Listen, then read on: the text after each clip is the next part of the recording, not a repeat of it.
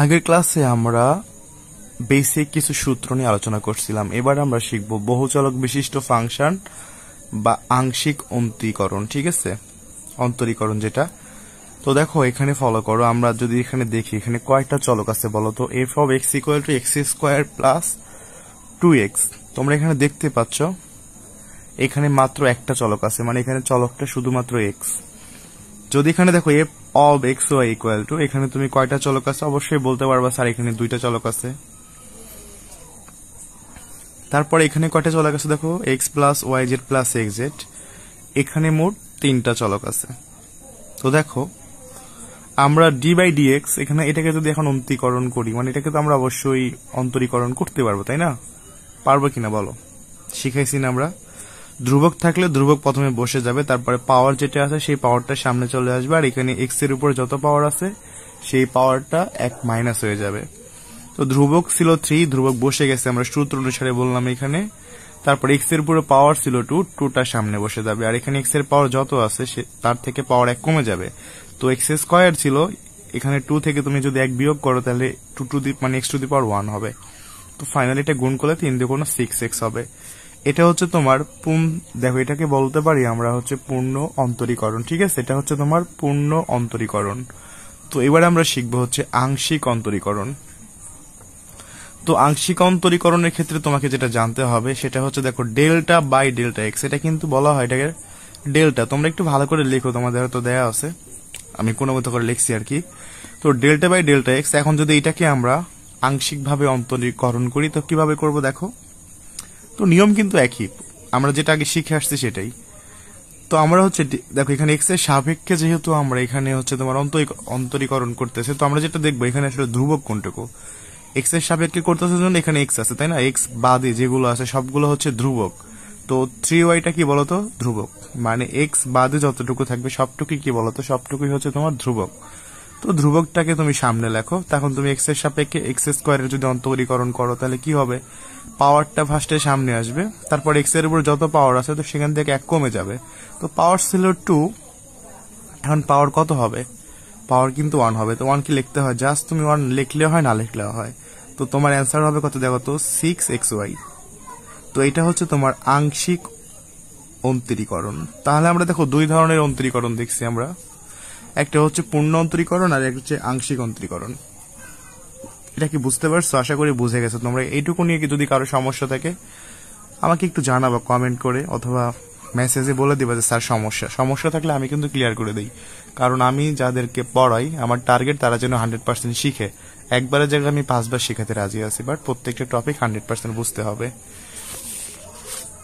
দেখো এরপরে আমরা এখন ভেক্টর অপারেটর নিয়ে কথা বলবো। তো ভেক্টরের অপারেটর আসলে কারা? এই যে প্লাস মাইনাস যেগুলো আছে না সেগুলো ভেক্টরের আসলে অপারেটর নামে পরিচিত। যখন 2 + 3 কত হয় 5 হয়, এই প্লাস একটা কি বলতো অপারেটর। তাহলে প্লাস মাইনাস গুণ ভাগ যেগুলো আছে সেগুলো কি বলতো, সেগুলো প্রত্যেকটা হচ্ছে অপারেটর। এরপরে দেখো এই যে উল্টা যে ত্রিভুজ আছে এটার নাম হচ্ছে ন্যাবলা। ঠিক আছে, উল্টা যে ত্রিভুজ দেখতে পাচ্ছ এটার নাম কি বলতো, এটার নাম হচ্ছে ন্যাবলা। তো ন্যাবলার সমান যেটা লেখা যায় তোমার ন্যাবলার যে মান এটা হচ্ছে মানে ন্যাবলার মান, আর ন্যাবলা কিন্তু একটা ভেক্টর। তো ন্যাবলার মানটা হচ্ছে ডি বাই ডি এক্স, এখানে আই ক্যাপ, তারপর d by d y, sorry delta by delta x, এখানে i cap, delta by delta y j cap, delta by delta z k cap, মানে এটা তোমার ন্যাবলার মান। ঠিক আছে, তোমাকে যদি এই ন্যাবলার সাথে কোনো কিছু গুণ করতে বলে তুমি মনে রাখবা যে ন্যাবলা মানে এইটুকু, তখন অটোমেটিক কিন্তু ন্যাবলা মানে যেটুকু সেটা কিন্তু চলে আসবে। ঠিক আছে, আশা করি বুঝে গেছো তোমরা অপারেটর আর ন্যাবলার যে ন্যাবলা মানে এতটুকু তোমাকে জাস্ট মনে রাখতে হবে, এর বেশি কিছু না।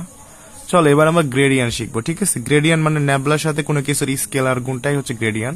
তো আমরা কিভাবে দেখো গ্রেডিয়ানে প্রকাশ করবো বা গ্রেডিয়ান করবো, তোমাকে কিন্তু গ নাম্বারে অনেক সময় গ্রেডিয়ান করতে বলবে। তো আমরা একটা সহজ গ্রেডিয়ান আজকে করে দিব। দেখো উদাহরণে দেওয়া আছে, ফলো করো। এখানে যে ন্যাবলা একটা ভেক্টর আর এটার সাথে এটা একটা স্কেলার রাশি, তো ন্যাবলার সাথে তোমাকে একটি স্কেলার রাশির গুণ করতে হবে। তো আমরা ফার্স্টে যেটা করব যে ন্যাবলার যে মানটা আছে সেই মানটাকে এখানে বসিয়ে দিব। তো ন্যাবলা এটার যে মান এটা তোমাদের এটা নিয়ে তো কোনো ডাউট নাই, del by del x i cap, del by del y j cap, আর এখানে তোমার এটা, আর এখানে তোমার যা আছে তাই।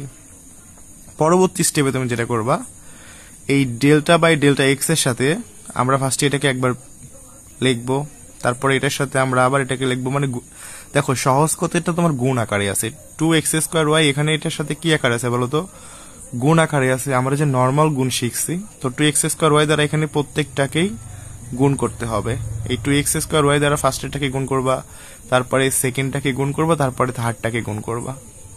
গুণ করতে আশা করি তোমরা পারবা, তাই না? তো ডেল্টা বাই ডেল্টা এক্স এর সঙ্গে যদি আমরা ফার্স্ট এটাকে গুণ করি 2x² y, আর এখানে তো i ক্যাপ আছে, তারপরে ডেল্টা বাই ডেল্টা ওয়াই এর সঙ্গে এটা আবার গুণ, তারপরে সেম ভাবে এটা গুণ। তো এবার আমরা দেখো যতটুকু বেসিক শিখছি সেই বেসিক দ্বারা কিন্তু এই ম্যাথটাকে সমাধান করে ফেলবো, মানে এগুলো অনেক ইজি। দেখো তো এখন তুমি ভালো করে ফলো করো, ডেল্টা বাই ডেল্টা এক্স এর সাপেক্ষে আমরা যদি এটাকে আংশিক অন্তরীকরণ করি, তো আমি আগেই বলছি যে এখানে এক্স আছে আর এখানে এক্স আছে, তো এখানে এক্স বাদে যেগুলো আছে সবগুলো কি হবে, ধ্রুবক। তো তুমি দেখতে পাচ্ছ এখানে এক্স এর সাপেক্ষে আমরা এটার মানে অন্তরীকরণ করব, সহজ কথা। তো এখানে 2 এবং y কি হবে বলতো, এক্স এর সাপেক্ষে দুইটা কিন্তু ধ্রুবক, যেটা ধ্রুবক রাশি সেটাকে আমরা ফার্স্টে লিখবো, ধ্রুবকটাকে আমরা মানে ফার্স্টে লিখে ফেলবো। তো ধ্রুবক হচ্ছে 2y লিখে ফেলছি, ইনটু এখন আমাদেরকে x² ভাঙলে কি পাবো, আমরা জানি পাওয়ারটা ফার্স্টে কোথায় চলে আসে, সামনে চলে আসে। তো এই যে 2 ছিল পাওয়ার, সেই পাওয়ারটা সামনে চলে আসছে, আর এক্স এর যা পাওয়ার আছে সেখান থেকে 1 কমে যাবে। তো পাওয়ার এখানে x² ছিল, বাট এখানে x পাওয়ার কত হবে, x এর উপর 1 কি লিখতে হবে, লেখার কোনো দরকার নেই।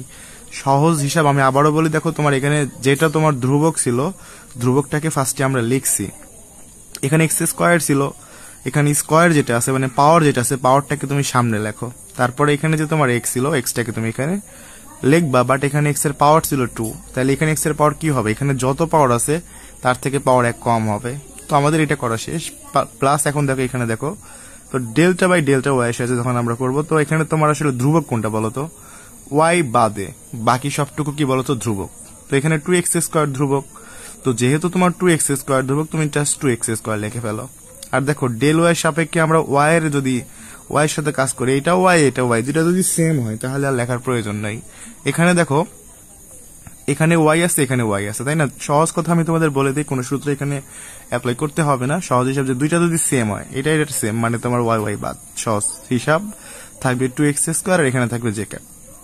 3 নাম্বারটা দেখো, এটা কিন্তু ডেল্টা বাই ডেল্টা জেড, এখানে তোমার আছে দেখো আমরা জেড এর সাপেক্ষে, মানে জেড এর সাপেক্ষে এবার আমরা অন্তরীকরণ করব।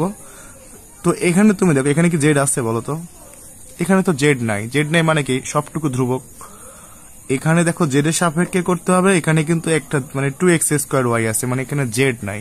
তো যেহেতু জেড নাই তার মানে এটা কি বলতো, ধ্রুবক। আগেই বলছিলাম দেখো এখানে যদি মিল না থাকে তাহলে সেটা হয়ে যাবে ধ্রুবক। আর ধ্রুব রাশির মান কত হবে, মানে ধ্রুবক আকারে থাকলে 0 হবে, যেটা তোমাদের বেসিকে আমি আগেই শিখাইছিলাম। তাহলে তোমার এখানে অ্যান্সারটা কত হবে, এখানে 2 × 4 xy i ক্যাপ, আর এখানে 2x² j ক্যাপ, এটাই হচ্ছে অ্যান্সার।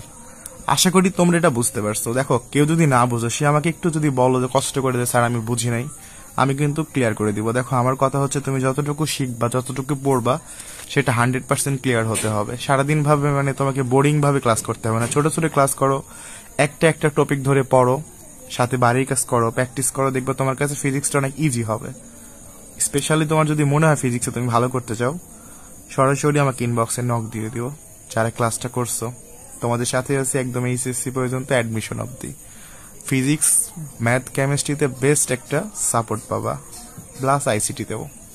সবাইকে ধন্যবাদ ক্লাসটি করার জন্য, আর অবশ্যই ক্লাসটি সবাই শেয়ার করো, আর গ্রুপটাকে অবশ্যই তাড়াতাড়ি বড় করে ফেলতে হবে। এখানে তোমরা এইচএসসির লেভেলের সায়েন্স এবং আইসিটি ক্লাসগুলো নিয়মিত পাবা ইনশাল্লাহ, টপ টাইপ বাই টাইপ।